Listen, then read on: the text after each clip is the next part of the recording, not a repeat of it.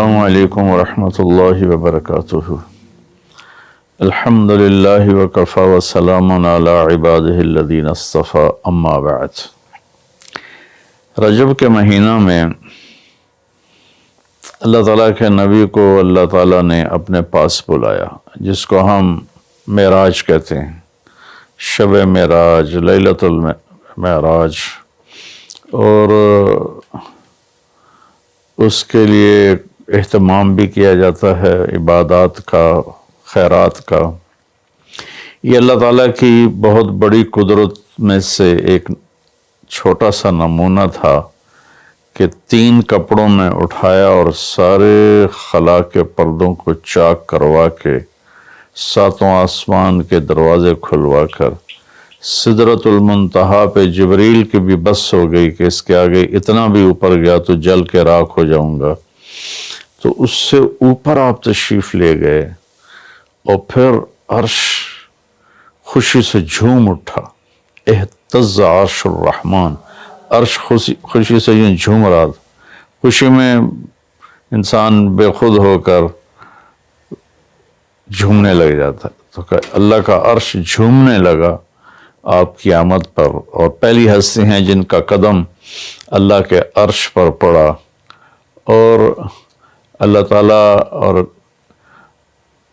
اللہ کے محبوب کے درمیان جتنے نور کے پردے تھے اللہ نے سب ہٹا دیے، اور السلام علیک ایھا النبی ورحمۃ اللہ وبرکاتہ۔ اللہ تعالیٰ نے ایسا خوبصورت سلام پیش کیا، تو اللہ کے نبی پہ قربان جاؤں، انہوں نے اپنی امت کو بھی شریک کر لیا، السلام علینا وعلی عباد اللہ الصالحین، اللہ ہمارے اوپر بھی سلام ہو آپ کا، اور جو میری امت کے نیک لوگ ہیں ان پر بھی آپ کا سلام ہو، آپ کی رحمت ہو۔ تو معراج کا واقعہ اسباب کے خلاف ایک انتہائی عجب اللہ کی قدرت ہے، اور اس میں ایک چھوٹی سی بات عرض کروں کہ جب آدمی پس جاتا ہے نا اور کہتا ہے متی نصر اللہ، یا اللہ تیری مدد کہاں ہے، تو پھر اللہ کی طرف سے جواب آتا ہے الا ان نصر اللہ قریب، بے شک میری مدد قریب ہے، آ رہی ہے۔ یہ واقعہ طائف کے بعد پیش آیا ہے، جب آپ بے بس ہو گئے تھے، پتھر کھا کے شدید زخمی ہوئے، پھر آپ مکہ تشریف لائے تو باہر ٹھہر گئے، اندر آنے کی آپ کی سکت نہیں تھی، اور آپ نے زید ابن حارثہ کو اخنس بن شریک کے پاس بھیجا کہ مجھے پناہ دو، میں مکہ میں داخل ہونا چاہتا ہوں، تو اس نے انکار کر دیا، کہا میں نہیں پناہ دیتا۔ پھر اپنے سہیل ابن عمر کو پیغام بھیجا کہ مجھے پناہ دو، اس نے بھی انکار کر دیا۔ پھر ایک اور عرب کے سردار تھے، ان کو پیغام بھیجا، غالباً بن صفوان بن امیہ کو پیغام بھیجا کہ مجھے پناہ دو، تو انہوں نے بھی انکار کر دیا۔ تو پھر آپ نے مطعم بن عدی کو پیغام بھیجا، ان کے بیٹے جبیر صحابی بنے، تو مطعم بن عدی کو پیغام بھیجا تو وہ آپ نے بچوں کو لے کر باہر گیا، اور اللہ کے نبی کو اپنے بیٹوں کے ساتھ لے کر مکہ میں انٹر ہوا، حرم شریف میں آ کے اعلان کیا آج کے بعد محمد بن عبداللہ صلی اللہ علیہ وسلم میری پناہ میں ہے، انہیں کوئی ٹچ نہیں کر سکتا۔ ابو جہل نے کھڑے ہو کر کہا تم یہ اس کا کلمہ پڑھ کے کہہ رہے ہو یا اپنی سرداری کے زوم پر کہہ رہے ہو، اپنی سرداری کے بلبوتے پر؟ اور کہا نہیں، میں نے اس کا کلمہ نہیں پڑھا، جو اللہ نے مجھے سٹیٹس دیا ہے اس کی وجہ سے کہہ رہا ہوں۔ کہ پھر ٹھیک ہے، ہم ان کو کبھی ٹچ نہیں کریں گے۔ اس قدر حال سنگین ہو گیا تھا، اور کبھی آسمان کے فرشتے نہیں روئے سوائے 2 جگہ۔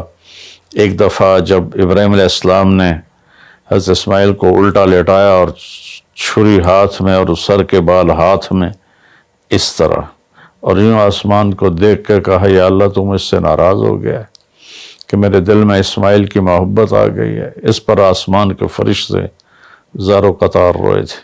اور ایک جب ہمارے نبی کو پتھر پڑے اور پڑھتے پڑھتے بے ہوش ہو کے گر گئے، اس وقت ساتوں آسمان کے فرشتے روئے تھے، اور پھر ملک الجبال حاضر ہوا، یا رسول اللہ اجازت ہو تو ان کو ایسے پیس کے سرما بنا کے رکھ دوں، ان اطبق علیہم الاخشبین۔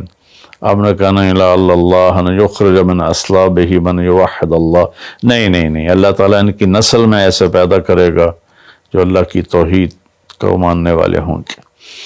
اس تکلیف کے بعد یہ سفر ہوا کہ 27 رجب کو جبرائیل آئے، آسمان سج چکے ہیں، اور ہماری یعنی زبان میں یا ہمارے رواج میں کہ یا رسول اللہ استقبال کے لیے قطاریں لگ گئی ہیں، تو آپ ان کو لے کر گئے۔ آپ ام ہانی رضی اللہ عنہ، حضرت علی رضی اللہ تعالیٰ عنہ کے گھر میں تھے آپ، تو وہاں سے حتیم میں لے گئے، آپ کا سینہ چاک کیا، دوسرے فرشتہ وہ پانی لایا زمزم کا، اس سے آپ کے سینے کو صاف کیا، پھر دل باہر نکالا، اس کو چیرا، اس سے صاف کیا، اور پھر دوبارہ دل کو رکھ دیا، سینے کو بند کر دیا۔ اب یہ سارا کچھ اپنے ہوش میں دیکھ رہے تھے۔ پھر وہاں سے براق پہ سوار ہوئے۔ براق گدھے سے بڑا قد، خچر سے چھوٹا قد والا ایک جانور تھا، جس پر آپ کو سوار کرایا گیا، اور وہ تھوڑا مستی کرنے لگا تو جبریل بولے تو یہ پتہ ہے تیرے اوپر کون سوار ہیں؟ تو اس کے ساتھ ہی وہ ایک دم سر نیچے کر گیا، اور پھر وہاں سے پرواز کی بیت المقدس، اور وہاں آپ نے 2 نفل پڑھے اور ان کو وہیں چھوڑ دیا، اس کو براق کو وہیں چھوڑ دیا۔ وہاں سے پھر سفر شروع ہوا اللہ کی طرف۔ اس سفر کو اللہ نے یوں بیان کیا، سبحان الذی اسری بعبدہ لیلا من المسجد الحرام الى المسجد الاقصى الذي باركنا حوله لنريه من آیاتنا انه هو السمیع العلیم۔ تو اس میں اہل علم کے لیے بڑا خوبصورت نقطہ بھی میرے ذہن میں ہے کہ یہ قرآن کی پہلی صورت ہے جو سبحان مصدر سے شروع ہو رہی ہے، سبحان الذی۔ پھر اس کو آگے لے جا کر اللہ تعالیٰ نے مصدر کے بعد فعل ماضی ہوتا ہے تو سبح للہ ما فی السماوات والارض کے ساتھ شروع کیا، تو مصدر آیا، ماضی آیا، ماضی کے بعد مضارع ہوتا ہے، فیوچر ہوتا ہے، مستقبل ہوتا ہے، تو یسبح للہ ما فی السماوات وما فی الارض الملک القدوس العزیز الحکیم۔ پھر اس کے بعد امر کا صیغہ ہوتا ہے، تو سبح اسم ربک الاعلی الذی خلق فسوی۔ یہ قرآن کا اعجاز ہے، قرآن کی خوبصورتی ہے، قرآن کی بلاغت ہے۔ سبحان، سبح، یسبح، سبح۔ تو اللہ تعالیٰ نے پہلے اپنی پاکیزگی کو بیان کیا کہ جو کچھ کہنے والا ہوں میں سب کچھ کر سکتا ہوں، میرے لیے کوئی مشکل نہیں کہ میں اپنے بندے کو لے کر گیا۔ اللہ آنے جانے سے پاک ہے، لیکن با کا اضافہ یہ بتاتا ہے کہ اللہ تعالیٰ کہہ رہے تھے یوں ہی سمجھو کہ میں اپنے بندے کو خود لے کر گیا اوپر۔ آپ جبریل کے کندھوں پر، پروں پر سوار ہو کر نہیں گئے، آپ کا سفر الگ تھا، جبریل کا الگ تھا، یہاں تک کہ پہلے آسمان پر پہنچے تو دروازہ کھلا تو آدم علیہ السلام نے استقبال کیا، گلے لگایا۔ پھر اس سے اوپر گئے تو عیسیٰ علیہ السلام، یحییٰ علیہ السلام، زکریا علیہ السلام نے استقبال کیا، اور سارے آسمان کے فرشتوں نے استقبال کیا۔ پھر اس کے بعد تیسرے آسمان پر گئے تو یوسف علیہ السلام نے استقبال کیا اور سارے فرشتوں نے۔ پھر چوتھے آسمان پر گئے تو یونس علیہ السلام نے اور باقی سارے فرشتوں نے۔ تو پھر پانچویں آسمان پر گئے تو ہارون علیہ السلام اور آسمان کے فرشتے۔ پھر چھٹے آسمان پر گئے تو موسیٰ علیہ السلام اور موسیٰ علیہ السلام کے آسمان کے فرشتے۔ اس دن اللہ نے، میرا میں نے پڑھا کہیں نہیں لیکن مجھے لگتا ہے کہ اس دن اللہ تعالیٰ نے سارے فرشتوں کی عبادت کی چھٹی کرا دی ہوگی اور فرمایا ہوگا بس میرے محبوب کا دیدار کرو، استقبال کرو، آج یہی تمہاری عبادت ہے، کیونکہ ہر فرشتہ بے قرار تھا کہ دیدار ہو جائے۔ پھر اب ساتویں آسمان پر گئے، وہاں ایک بیت اللہ تھا، وہاں ایک بزرگ سفید داڑھی والے یوں کر کے بیٹھے ہوئے تھے، یوں کر کے، اور لمبے ان کے بال تھے، لمبی داڑھی تھی، وہ نہیں اٹھے، وہ بیٹھے رہے۔ جب اب قریب آئے تو وہ کھڑے ہوئے اور کہا میرا بیٹا آ گیا۔ پہلے نبیوں نے کہا ہمارے بھائی آ گئے، ہمارے بھائی آ گئے، ہمارے نبی آ گئے، اس بزرگ نے کہا میرے بیٹے آ گئے، میرے بیٹے آ گئے۔ تو آپ نے جبریل سے پوچھا یہ کون بزرگ ہیں؟ تو انہوں نے فرمایا یہ آپ کے دادا ابراہیم علیہ السلام ہیں۔ اس میں اللہ نے ہمیں سبق دیا کہ بیٹا کتنے ہی عالی مقام پہ چلا جائے، اس کی ذمہ ہے اپنے ماں باپ کا ادب کرے، ان کے پاؤں چھوئے، ان کے سامنے سر جھکا کے چلے۔ یہ ہواؤں میں اڑ جائے، عرش کو چیر کے اللہ تک پہنچ جائے، پھر بھی باپ کے آگے، ماں کے آگے سر جھکانا ہے۔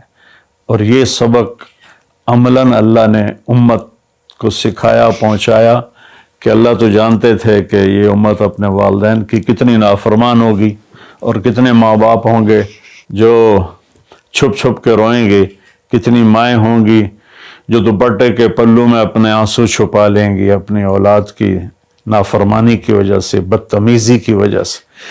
میرے نبی سے پوچھا گیا یا رسول اللہ قیامت کب آئے گی؟ تو آپ نے فرمایا اللہ کو پتہ ہے۔ کیا کوئی نشانی فرما دیں؟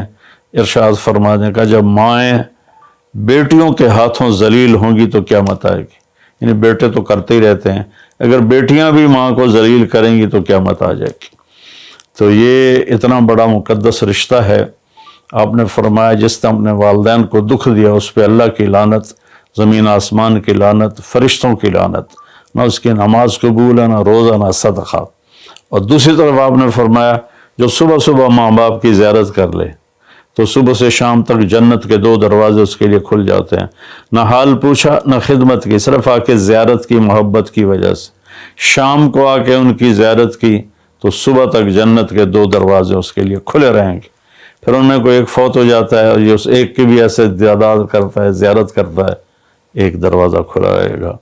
تو یہ اس میں ایک بہت بڑا سبق تھا ماں باپ، چونکہ پہلا قصور تو ماں باپ کا ہے کہ وہ بتاتے ہی نہیں، وہ تعلیم ہی نہیں دلاتے جس سے پتہ چلے کہ ماں باپ کا مقام کیا ہے۔ اسی میں ہماری نسل ڈپریشن کا شکار ہو گئی۔ تو انہیں کیا پتا باپ کون ہوتا ہے، ماں کون ہوتی ہے؟ تو آپ وہاں سے تشریف لے گئے تو سدرۃ المنتہا، جہاں بارڈر آ جاتا ہے ان مخلوقات کا، بارڈر پر جبریل نے کہا یا رسول اللہ بس آگے میرے پاس ویزا کوئی نہیں ہے، ایک بالشت بھی اوپر جائے، ایک گٹھ بھی اوپر جاؤں گا تو جل کے راکھ ہو جاؤں گا۔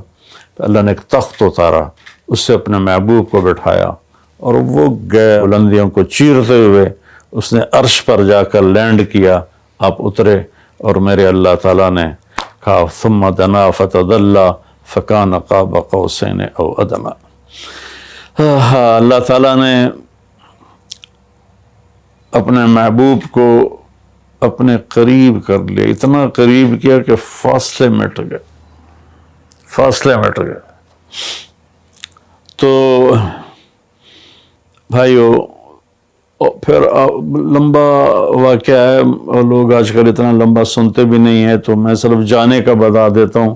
واپسی کا بھی پورا ایک کہانی ہے، جنت دکھائی، جہنم دکھائی، جنتی دکھائے، جہنمی دکھائے، سارا کچھ دکھایا، سود خور دکھائے، بے نمازی دکھائے، نمازی دکھائے، اپنے سب کو اپنی آنکھوں سے دیکھا، جہنم کو بھڑکتے دیکھا، جنت کو چمکتے دیکھا، جہنم کو دہکتے دیکھا اور جنت کو مہکتے دیکھا۔ یہ سب کچھ آپ نے اپنی آنکھوں سے دیکھا اور پھر آپ واپس تشریف لائے۔ تو جب آپ پہنچے تو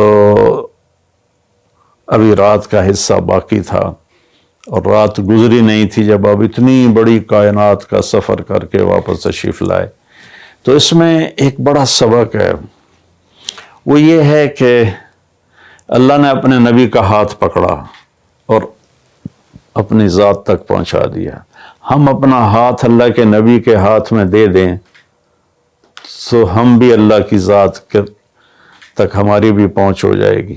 اگر کوئی بڑائی کے سفر طے کرنا چاہتا، بڑا آدمی بننا چاہتا ہے کہ میں تو جی گریٹ مین بننا چاہتا ہوں، میں کامیابی چاہتا ہوں، میں سکسسفل لائف چاہتا ہوں، تو کامیابی ہے کہ میرا آپ کا اللہ ہم پہ راضی ہو، جب ہم مریں تو وہ ہم سے خوش ہو کر ملے، ہمیں جنت کا پروانہ دے۔ یہ ہے کامیابی۔ یہ نہیں کہ آپ بڑے مالدار بن گئے، آپ امریکہ کے صدر بن گئے، یہ نہیں ہے۔ کامیابی یہ ہے کہ آپ سے مجھ سے اللہ راضی ہو جائے، یہ سب سے بڑی کامیابی ہے۔ تو اللہ تعالیٰ کے نبی کے ہاتھوں میں ہاتھ دے دے تو اللہ تک پہنچائی آسان ہو جائے گی۔ ایک واقعہ سنا کے ختم کرتا ہوں۔ ایک بدو آیا، کہنے لگا ہے محمد، آپ نے کہا جی۔ اب بدتمیزی کا جواب بدتمیزی سے نہیں، پیار سے دیتے، جی تیری 3 باتیں بڑی عجیب ہیں۔ آپ نے کہا کیا؟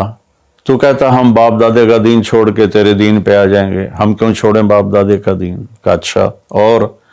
تو کہتا ہے کہ ہم مر کے مٹی ہو جائیں گے اور پھر دوبارہ زندہ کیے جائیں گے۔ کہا اچھا، اور؟